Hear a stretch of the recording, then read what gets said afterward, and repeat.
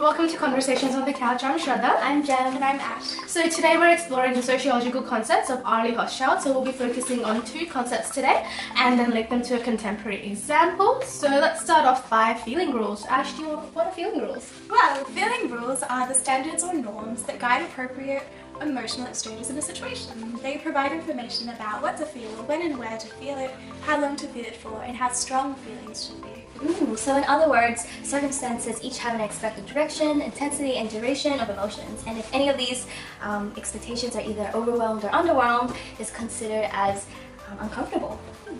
Yeah, for example, feeling rules may be observed at a funeral where attendees are solemn and respectful, or even in Hochschild's example where an air hostess acts caring and helpful.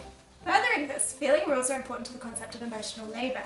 An industry defines the feeling rules and pays staff to act and express themselves in accordance to these prescribed feelings. Emotional labour is essentially producing desirable emotions to suit a particular circumstance. So these guidelines of expected emotions come from society and values and norms of everyday life. And the theory typically relates to service workers. Yeah, and according to the theory, when service workers are not able to display the preferred emotions, they use surface acting and deep acting. Yeah, so surface acting is when emotions are displayed but they're not actually felt, whereas deep acting is when an individual attempts to actually feel a certain emotion. This can be achieved by thinking back to a happy or sad memory, for example. Yeah, and the concept of emotional labour does not come without its weaknesses. So when Hochschild was developing the theory, the only focus was flight attendants, and that makes it really hard for the theory to be generalised to other professions and in real life as well. And Ashworth and Humphrey proposed that the theory of emotional labour should be integrated with self-identity theory, as it can explain situations where workers do not behave in the expected manner even when they know they're supposed to. Yeah, that makes sense. And if one identifies themselves with the service role to a high degree, their zone of indifference will be greater, and the more they'll be willing to overlook the harassment of service workers. An example of this is if an air hostess identifies strongly with her job, she won't acknowledge that a passenger pinched her on the butt or something. So Jem, I know you've been doing some research in nail salons in New York. Why don't you start that conversation? Yeah, so we can examine feeling roles and emotional labor working accordingly through the distribution of Korean-owned nail salons in New York, where interactions between workers and clients are varied depending on where these salons are located. So these workers are responsible to elicit expected feeling roles and body labor. Yeah, so let's look at nail salons situated in a prosperous district of uptown New York, such as Nail Couture and Vivid Nail Salon, which mostly cater to middle and upper class Caucasian women, with occupations such as lawyers or fashion designers. The service includes friendly conversation, gentleness, cleanliness, and recognition.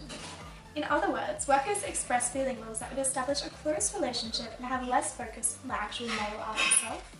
Yeah, and on the other hand, salons located in the neighborhoods of downtown Manhattan, such as An Huong Nail Salon and Mimi Nails, they serve predominantly Black and Hispanic lower class customers with occupations such as grocery cashiers, teachers, just to name a few.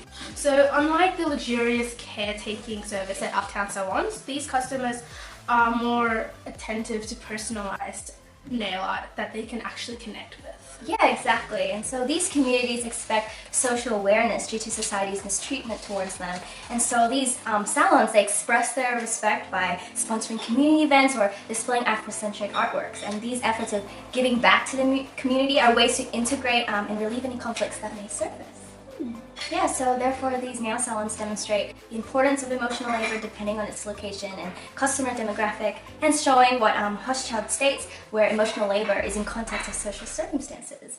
So yeah, there we have it. We've explored the relationship between feeling rules and emotional labor and seen its relevance in our contemporary world, exploring how feeling rules and emotional labor are transformed to foster a culture, place, and community. Thanks for watching. Bye!